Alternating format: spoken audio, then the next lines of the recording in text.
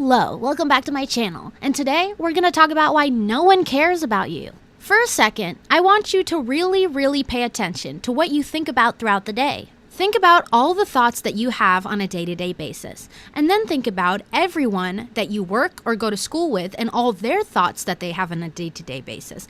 And then think about your family and how they have all these thoughts on a day-to-day basis. Everyone has their own headspace that they stay in all the time, including their own inner voice that either says positive, negative, or neutral things to them all day and every day. Now, think about how many of those things involve other people outside of themselves. Sure, a few of those thoughts and concerns will be about family, friends, relationships, and so on and so forth. But most of those thoughts are going to be thinking about themselves. You're always going to be the center of your own mind. And that's not selfish, that's just how the human brain works. Your body and mind are always working together to preserve you, not anyone else. So when you feel alone, you feel even more alone because you know it's only you. But it's not only you, it's everyone alive. Everyone alive thinks that they're completely alone. Everyone alive has their own little place that they go away to in their mind, and they stay there almost all the time. And that's not only because you're trying to protect your brain and your body, but also because all humans have an ego. Our ego is a big source of why we make decisions. Let's say an old friend reaches out to you and asks you to hang out. This friend, you haven't seen them for at least a year. So you wonder, why would they want to hang out with me now? So you go over to hang out with that friend, expecting to have a very good time. But when you get there, your friend seems distraught. You come to learn that your friend just got over a horrible breakup, a breakup from a relationship that started 1 year ago. About the same time, you stop talking to your friend. This leads you to believe that maybe your friend likes to exchange their friends for boyfriends, and when they lose a boyfriend, they lean on their friends again after not talking to them for even a year. And of course, no one owes another person a response, but it's pretty clear that the action of inviting a friend that you haven't seen for a while right after you had just broken up with your boyfriend may be ego-serving. She could have truly wanted to see her friend, genuinely missed her friend. That could all be true. But the ego's main driving force behind inviting the friend over is to get some comfort from that friend, some validation that everything's going to be all right. And this serves the person's ego. It lets you know that, yeah, you might have just lost someone, but another person will just as willingly come back into your life and spend time with you to help you get over it. Of course, friends are there to help each other. I'm just trying to say that even the smallest of actions can have a self-serving intention behind them. But that's pretty normal for human beings. We often do things to get other things in exchange. And if there's no motivation behind a thing that we have to do, we most likely won't do it. Let's give another example of self-serving behaviors. For instance, do you ever just want a new group of friends? Do you ever just want new friends in general? And maybe you don't have very many friends. And when you think about making new friends, you think about the type of group you want to cultivate and what kind of energies you want around you. Of course, you should be friends with people based on how genuine they are. And of course, if you have a good connection with them. But there's always a moment where you fantasize about the certain friend you'd like to have and the type of group you'd like to be a part of. It's also pretty human to think that way. But if you think about it, those are also self-serving behaviors. You want other people to validate who you are and who you think you are by maybe hanging out with a wealthier group because you want to attract that kind of energy in your life. Maybe you want a higher paying job, so you want to hang out with people who have that same income bracket. Or maybe you want friends that have a certain style aesthetic or listen to a certain type of music so that you can be validated by them because, of course, you seek out people who are similar to you. Maybe you want friends who really like animals. There's so many different motivations, but all of those motivations are self-serving. It's like, I want this because it'll validate that I think these things are cool about myself because they are present in other people. But the problem with seeking out your own qualities in other people is that you're not appreciating your own qualities in yourself. I noticed this a while ago. I would always seek out people who liked things that I liked, especially in high school and middle school when I liked really geeky type stuff. I mean, I still do. Back then, I was very into Steven Universe, for instance, or metal bands. If I would see a band shirt or Steven Universe merchandise or someone drawing something, I'd be like, I want to be friends with them so bad. They're so cool. At the same time, I was doing all those things myself, and I was like, I'm so lame.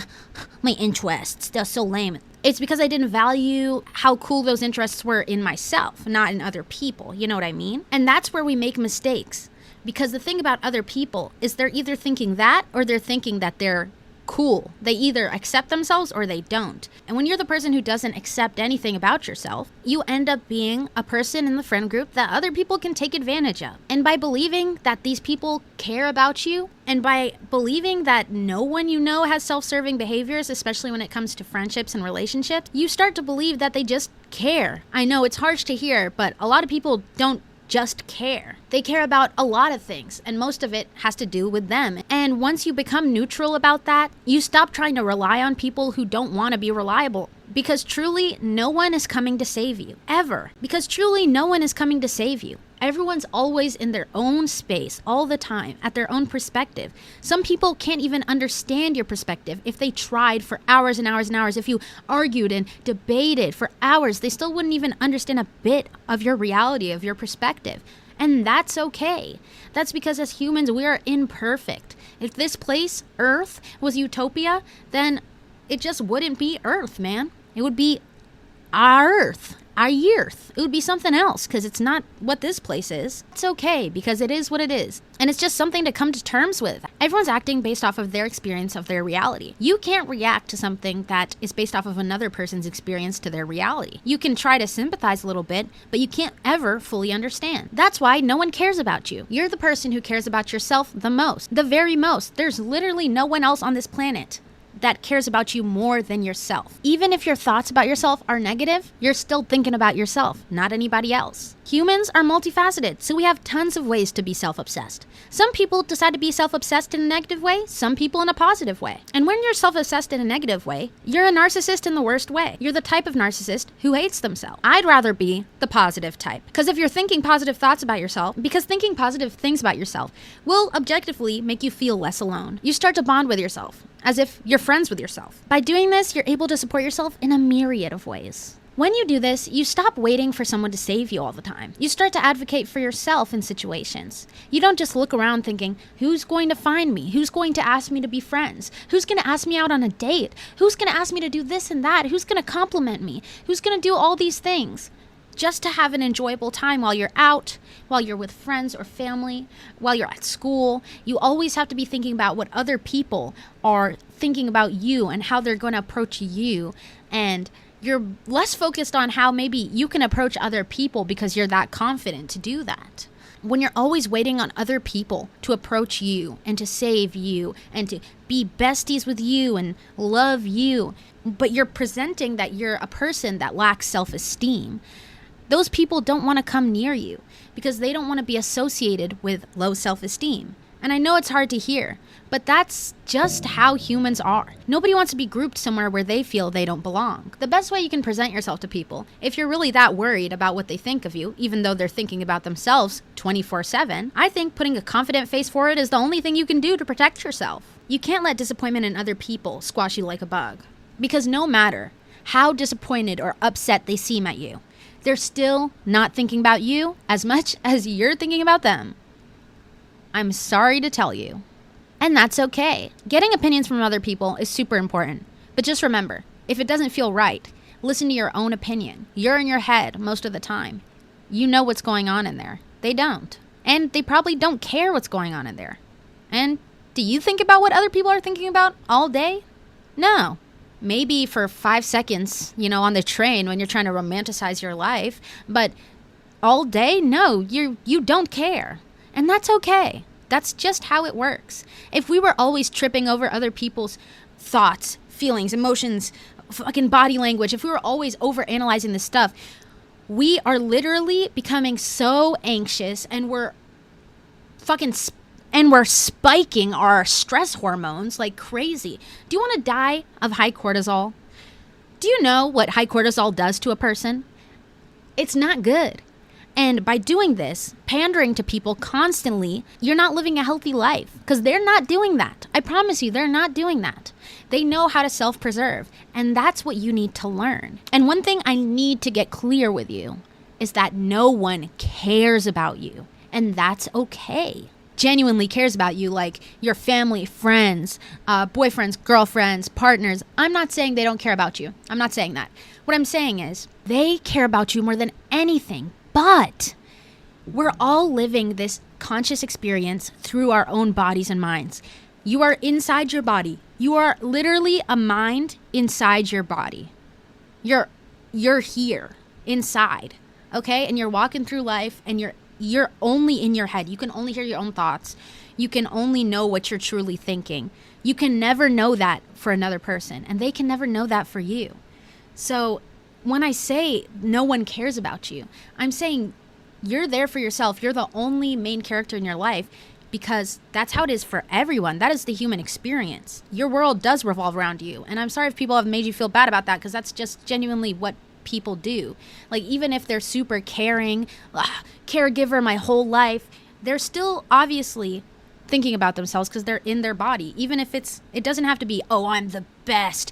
That's why I decided to work in healthcare for 16 years. I'm just such a good nurse. Some of them, even though they do these amazing careers, they're like, I'm the worst.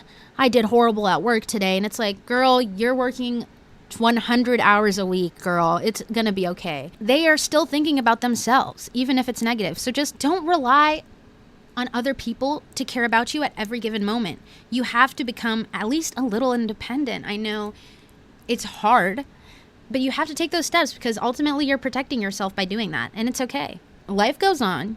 You're the main character in your own movie, and the movie has many, many characters who care about you and love you.